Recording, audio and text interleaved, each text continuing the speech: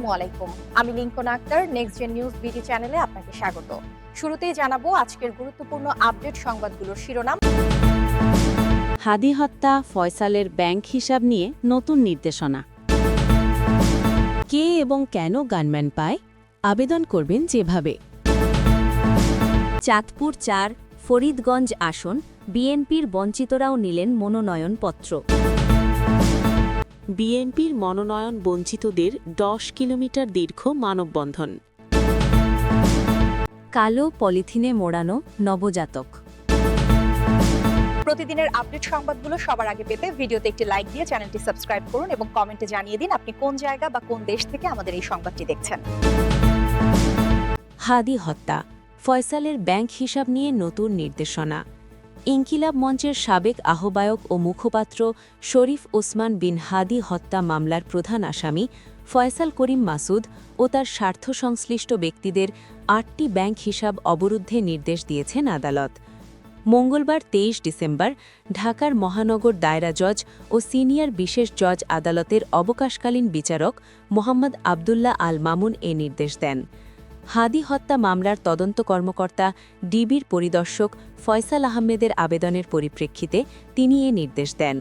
মামলার তদন্ত কর্মকর্তা ডিবির পরিদর্শক ফয়সাল আহমেদ আবেদনে বলেন, প্রধান আসামি ফয়সালকে গ্রেপ্তারের চেষ্টা করছে পুলিশ।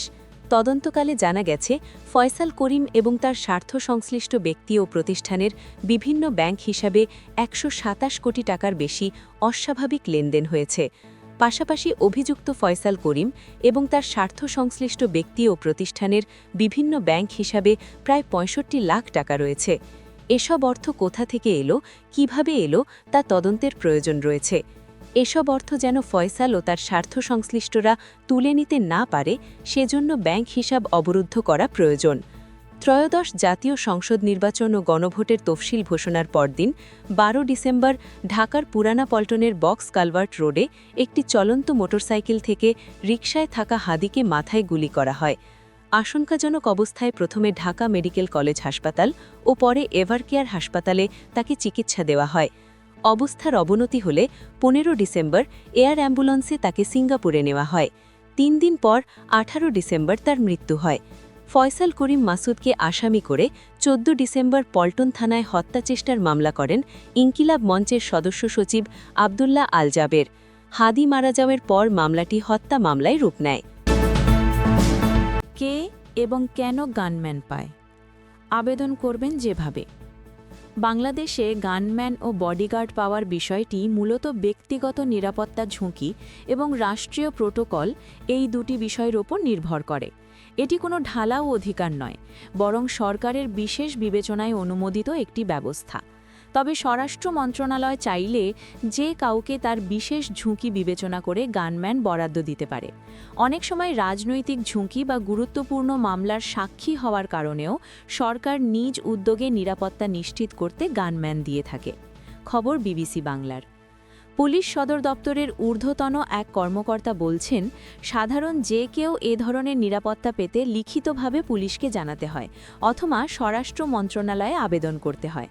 আবেদন প্রক্রিয়া শেষে গোয়েন্দা সংস্থা বা স্পেশাল ব্রাঞ্চ তদন্ত করে দেখে যে আবেদনকারীর সত্যিই নিরাপত্তা প্রয়োজন কিনা, নাকি তিনি কেবল প্রভাব খাটানোর জন্য এটি চাচ্ছেন। প্রক্রিয়াটি অত্যন্ত দীর্ঘ এবং কঠোর যাচাই বাছাইয়ের বিষয়। সাধারণত মেট্রোপলিটন পুলিশের প্রোটেকশন বিভাগ অথবা স্পেশাল ব্রাঞ্চ থেকে নিরাপত্তার জন্য গানম্যান বা বডিগার্ড নিয়োগ দেওয়া হয়। তিনি আরও বলেন, বডিগার্ড সাধারণত মেট্রোপলিটন পুলিশের প্রোটেকশন ইউনিট থেকে নিযুক্ত করা হয় এবং গানম্যান দেওয়া হয় স্পেশাল ব্রাঞ্চ বা বিশেষ শাখা থেকে। অবসরপ্রাপ্ত সেনা কর্মকর্তা নাসিরুদ্দিন আহমেদ বলছেন, সব ধরনের যাচাই প্রক্রিয়ার শেষে পুলিশের প্রশিক্ষিত একজনকে নিয়োগ দেওয়া হয়। এক্ষেত্রে যার জন্য নিরাপত্তাকর্মী দেওয়া হচ্ছে তার মতামতকেও প্রাধান্য দেওয়া হয়। অফিসিয়ালি সরকার নিয়োগ করলেও গানম্যান হিসেবে কাকে দেওয়া হবে, এক্ষেত্রে যার নিরাপত্তার জন্য নিয়োজিত করা হচ্ছে তার মতামত নেওয়া হয়, কারণ এক্ষেত্রে ব্যক্তিগত পছন্দ অপছন্দের বিষয় থাকতে পারে। তিনি জানান, একজন গানম্যান সরকারি অস্ত্র ব্যবহার করেন এবং নির্দিষ্ট সংখ্যক গুলিও তাদের জন্য বরাদ্দ করা থাকে। এছাড়া গানম্যানের খরচ বহন করে সরকার, যেহেতু সরকার তাকে ওই কাজে নিয়োজিত করেছে। তবে প্রাতিষ্ঠানিক নিরাপত্তার ক্ষেত্রে আনসার ভিডিপির সদস্যদের নির্দিষ্ট অর্থের বিনিময়ে নিয়োগের সুযোগ রয়েছে। কে এবং কেন গানম্যান পায়? সরকারি প্রোটোকল বা পদাধিকার ভিত্তিতে রাষ্ট্রের নির্দিষ্ট কিছু গুরুত্বপূর্ণ ব্যক্তি স্বয়ংক্রিয়ভাবে সরকারি গানম্যান বা সশস্ত্র দেহরক্ষী পান। রাষ্ট্রপতি, প্রধানমন্ত্রী, মন্ত্রী, সংসদ সদস্য, বিচারপতি, উচ্চপদস্থ সরকারি কর্মকর্তা, সচিব বা সমপর্যায়ের এবং বাহিনী প্রধানরা এই ক্যাটেগরিতে পড়েন। পুলিশের সাবেক প্রধান নুরুল হুদা বলছেন, একজন ব্যক্তি পুলিশের কাছে নানাভাবে নিরাপত্তা চাইতে পারেন, তবে ব্যক্তি নিরাপত্তার জন্য গানম্যান বা বডিগার্ড নিয়োগের ব্যাপারে স্বরাষ্ট্র মন্ত্রণালয় চূড়ান্ত সিদ্ধান্ত নেয়। তিনি বলছেন, নির্বাচনের তফসিল ঘোষণার পর দেশের আইন শৃঙ্খলা পরিস্থিতি বিবেচনায় এমন সিদ্ধান্ত নেওয়া অস্বাভাবিক নয়। তবে যাকে নিরাপত্তা দেওয়া হচ্ছে তার আসলেই নিরাপত্তা প্রয়োজন কিনা সেটি যথার্থ হওয়া প্রয়োজন। আদালতের কাছেও গানম্যান বা পুলিশি নিরাপত্তা চেয়ে আবেদন করা যায় বলে জানান সুপ্রিম কোর্টের সিনিয়র আইনজীবী অ্যাডভোকেট মনজিল মোরশেদ। তিনি বলছেন, কোনো সাধারণ নাগরিক বা প্রভাবশালী ব্যক্তি যদি মনে করেন তার জীবন বিপন্ন, তবে তিনি গানম্যানের জন্য আবেদন করতে পারেন। রাষ্ট্রের সব নাগরিকের নিরাপত্তার দায়িত্ব সরকারের। এ বিষয়টি সংবিধানেই উল্লেখ করা আছে। কিন্তু কোনো ব্যক্তিকে নিরাপত্তা দিতে হবে সেটা সংবিধানের আলোকে স্বরাষ্ট্র মন্ত্রণালয় এটি দেয়। এছাড়া নিজস্ব বেতনভুক্ত লোক দিয়েও গানম্যানের কাজ করান অনেকে। এক্ষেত্রে ওই গানম্যানের নিজের নামে অস্ত্রের লাইসেন্স থাকতে হবে অথবা নিয়োগকর্তার অস্ত্রের লাইসেন্সে তাকে রিটেইনার বা ব্যবহারকারী হিসেবে অন্তর্ভুক্ত করতে হবে। এছাড়া সরকার অনুমোদিত বেসরকারি সিকিউরিটি কোম্পানিগুলো থেকেও নির্দিষ্ট অর্থের বিনিময়ে গানম্যান নেওয়া যায়। তবে এক্ষেত্রেও আগ্নেয়াস্ত্র ব্যবহারের জন্য জেলা প্রশাসকের কার্যালয় থেকে বিশেষ অনুমতি প্রয়োজন। বাংলাদেশে অতীতেও নিরাপত্তা ঝুঁকির কারণে বিশেষ বিবেচনায় গানম্যান বা দেহরক্ষী নিয়োগ দেওয়ার ঘটনা ঘটেছে। মুক্তমনা লেখক, প্রকাশক ও বুদ্ধিজীবীদের হত্যার পাশাপাশি হুমকির ঘটনায় 2014 সালেও অনেকের জন্য নিরাপত্তার ব্যবস্থা নিয়েছিল সরকার। পুলিশ সদর দপ্তরের তথ্য অনুযায়ী ওই সময় 262 জন বিশিষ্ট ব্যক্তির নিরাপত্তায় সাদা পোশাকে গানম্যান নিয়োগ করা হয়েছিল। বিএনপির বঞ্চিতরাও নিলেন মনোনয়নপত্র। দলীয় চূড়ান্ত মনোনয়ন ঘোষণা না করায় এবং মনোনয়ন পরিবর্তনের প্রত্যাশা নিয়ে আসন্ন জাতীয় সংসদ নির্বাচন উপলক্ষে চাঁদপুর 4 ফরিদগঞ্জ আসনে মঙ্গলবার পর্যন্ত বিএনপি মনোনীত প্রার্থী ও মনোনয়ন বঞ্চিত বিএনপি প্রার্থী মোট 6 জন মনোনয়নপত্র সংগ্রহ করেছেন।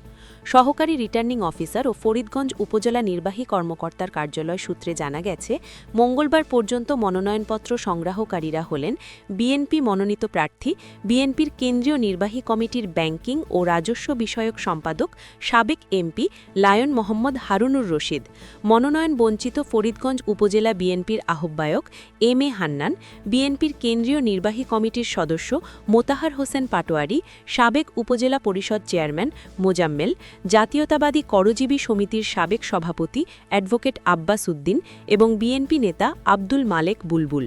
তবে উপজেলা বিএনপির আহ্বায়ক এম এ হান্নানের ভাইরা আব্দুল মালেক এম এ হান্নানের বিকল্প হিসেবে মনোনয়ন নিয়েছেন বলে একটি সূত্রে জানা গেছে।